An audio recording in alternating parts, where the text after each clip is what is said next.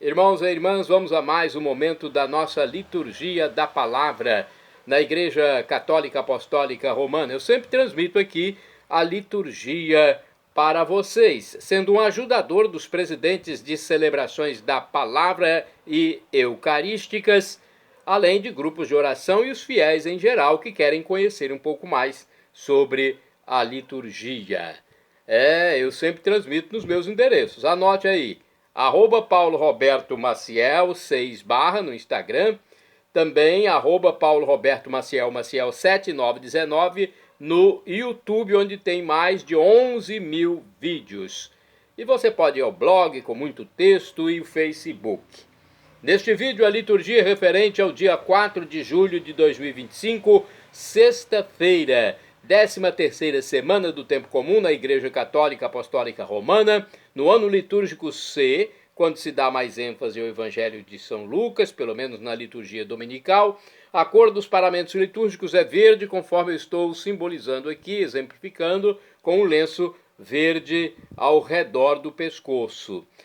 No rito temos a missa à escolha. Eu sou leitor e animador litúrgico. Você que é presidente da celebração pode fazer também uma missa em memória a Santa Isabel de Portugal, memória facultativa, e a cor é branca. Vamos à primeira leitura, é a leitura do livro do Gênesis, capítulo 23, versículos do 1º ao 4º, e também o versículo 19. Capítulo 24, versículos do 1º ao 8º e do 62 ao 67. Vamos à leitura, que é longa, hein? Sara viveu 127 anos e morreu em Cariate-Arbe, que é Hebrom, em Canaã. Abraão veio fazer luto por Sara e chorá-la. Depois levantou-se de junto da morta e falou aos hititas: Sou um estrangeiro e hóspede no vosso meio. Cedei-me como propriedade entre vós um lugar de sepultura onde possa sepultar minha esposa que morreu.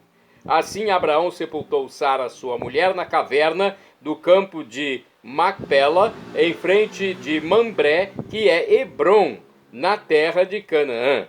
Abraão já era velho de idade avançada, e o Senhor o havia abençoado em tudo. Abraão disse ao servo mais antigo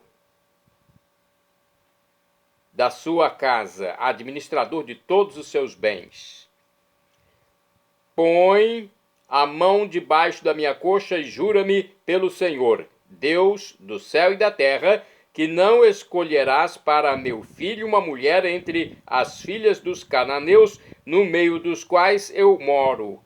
Mas tu irás à minha terra natal buscar entre os meus parentes uma mulher para o meu filho Isaque. E o servo respondeu: E se a mulher não quiser vir comigo para esta terra, deverei levar teu filho para a terra de onde saíste? Abraão respondeu: Guarda-te de levar meu filho de volta para lá. O Senhor Deus do céu, que me tirou da casa do meu pai, da minha terra natal, e que me falou e jurou, dizendo: À tua descendência darei esta terra, ele mesmo enviará seu anjo diante de ti, e trarás de lá uma mulher para meu filho. Porém, se a mulher não quiser vir contigo, ficarás livre deste juramento. Mas, de maneira alguma, levarás meu filho de volta para lá. Isaque tinha voltado da região do poço de Laai-roi e morava na terra de Negueb. Ao cair da tarde, Isaque saiu para o campo a passear. Levantando os olhos, viu camelos que chegavam. Rebeca, também erguendo os olhos, viu Isaque. Desceu do camelo e perguntou ao servo: Quem é aquele homem que vem pelo campo ao nosso encontro? O servo respondeu: É o meu senhor. Ela puxou o véu e cobriu o rosto. Então o servo contou a Isaque tudo o que tinha feito. Ele introduziu Rebeca na tenda de Sara, sua mãe, e recebeu-a por esposa. Isaque amou-a, consolando-se assim da morte da mãe. Palavra do Senhor, graças a Deus. Agora vamos ao Salmo responsorial. É o Salmo 105 na Bíblia Vulgata ou 106 na Bíblia de Jerusalém. Versículos 1º, 2º, 3º ao 4a, 4b ao 5º refrão, 1º a. Dai graças ao Senhor, porque Ele é bom. Repitamos. Dai graças ao Senhor, porque Ele é bom. Dai graças ao Senhor, porque Ele é bom, porque eterna é a sua misericórdia. Quem contará os grandes feitos do Senhor? Quem cantará todo o louvor que Ele merece? Dai graças ao Senhor, porque Ele é bom. Felizes os que guardam seus preceitos e praticam a justiça em todo o tempo. Lembrai-vos, ó Senhor, de mim. Lembrai-vos, pelo amor que demonstrais ao vosso povo. Dai graças ao Senhor, porque Ele é bom. Visitai-me com a vossa salvação, para que eu veja o bem-estar do vosso povo e exulte na alegria dos eleitos, e me glorie com os que são vossa herança. Dai graças ao Senhor, porque Ele é bom. Repitamos. Dai graças ao Senhor, porque Ele é bom. Agora vamos aclamar o Santo Evangelho e depois proclamar o Evangelho de hoje, escrito por São Mateus, capítulo 9, ou 9, versículos do 9 ao 13.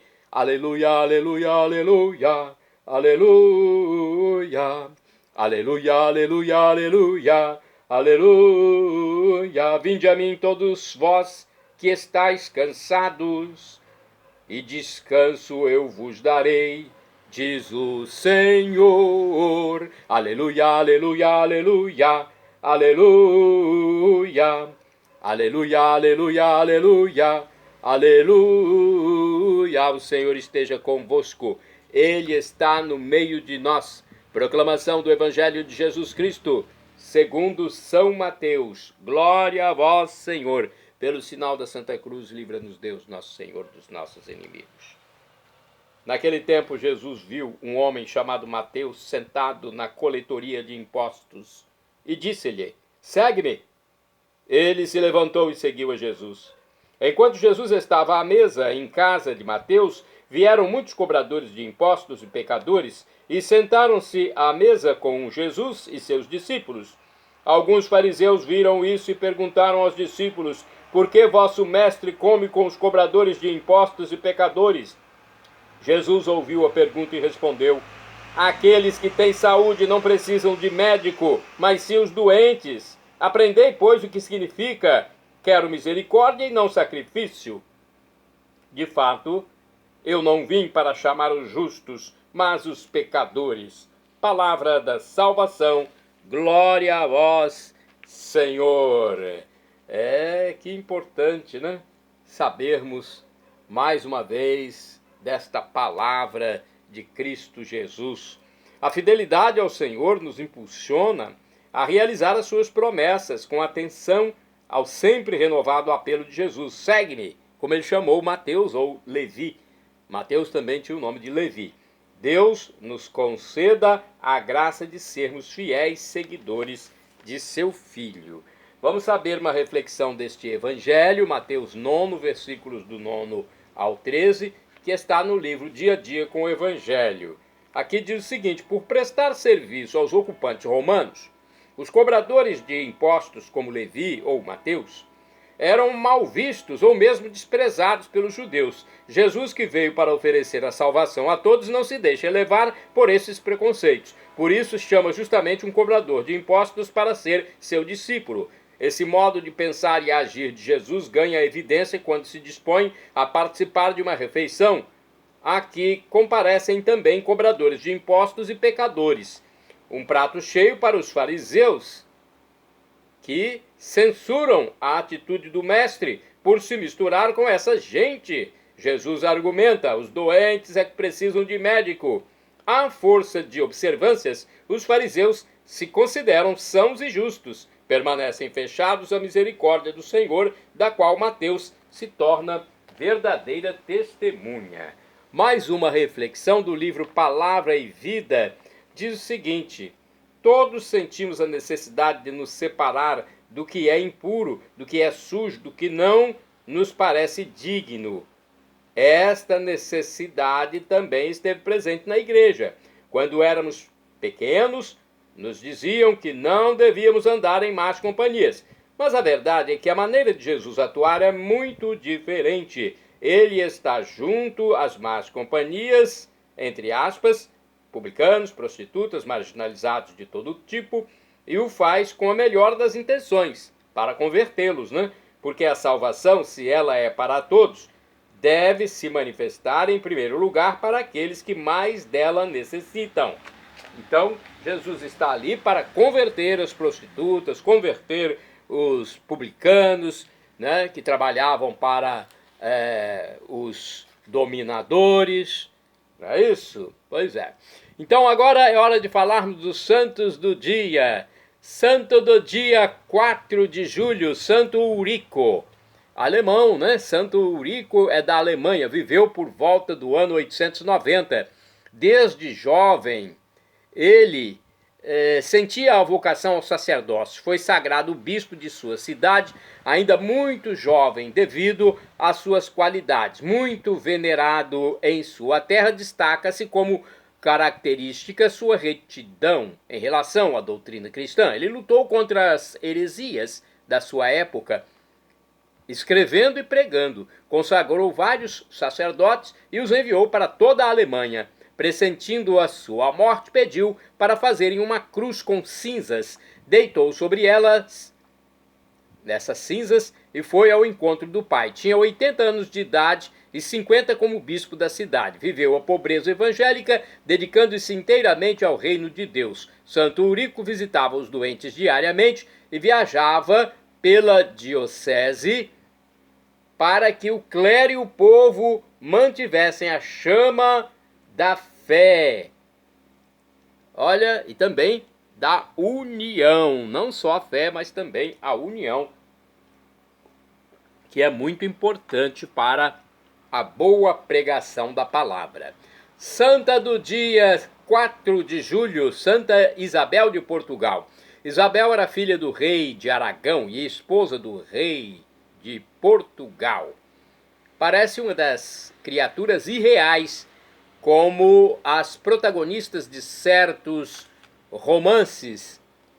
Nas pompas do reino, entre luxuosos vestidos das damas, as intrigas da corte, os ciúmes, as infidelidades, os ódios, rivalidades amorosas, adultérios, arrependimentos, desenrola-se o drama de uma autêntica heroína da santidade, feita de amor, perdão, lágrimas escondidas, silêncios magnânimos.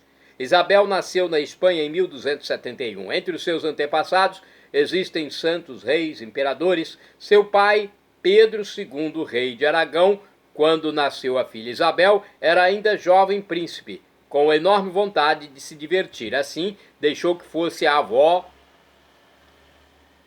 o avô, melhor dizendo, Tiago I, convertido à vida devota, a ocupar-se da educação da netinha. No leito de morte, acariciando a menina de 6 anos, o velho predisse que ela se tornaria pedra preciosa da casa de Aragão. A profecia se realizou. Apenas com 12 anos, Isabel foi pedida em casamento por 3 príncipes.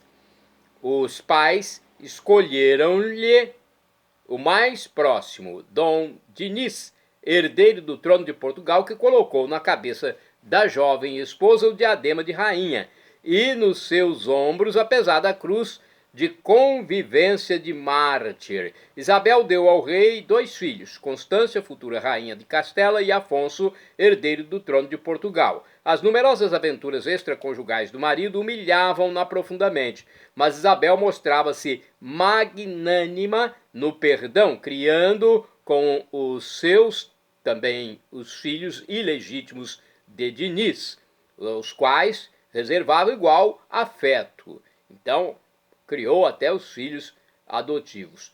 Dinis, por sua vez, deu-se a sentimentos de ciúme a ponto de dar crédito às calúnias e insinuações de um cortesão, mas a inocência de Isabel triunfou. Entre seus familiares, constantemente em luta, desempenhou obra de pacificadora, merecendo justamente o apelido de Anjo da Paz. Morto o marido, não podendo vestir o hábito das Clarissas, e professar os votos no mosteiro que ela mesma fundara, fez-se terciária franciscana, após ter deposto a coroa real no santuário de São Tiago de Compostela e haver dado seus bens pessoais aos necessitados. Viveu o resto da vida na pobreza voluntária, dedicada aos exercícios de piedade e de mortificações. A quem lhe recomendava um pouco de moderação nas penitências cotidianas que se impunha, respondia: onde, se não na corte, são mais necessárias as mortificações? Aqui os perigos são maiores. Agora temos aqui a história do bem-aventurado Pier Giorgio Frassati. De acordo com o site do Vaticano, o beato Pier Giorgio Frassati é do dia 4 de julho.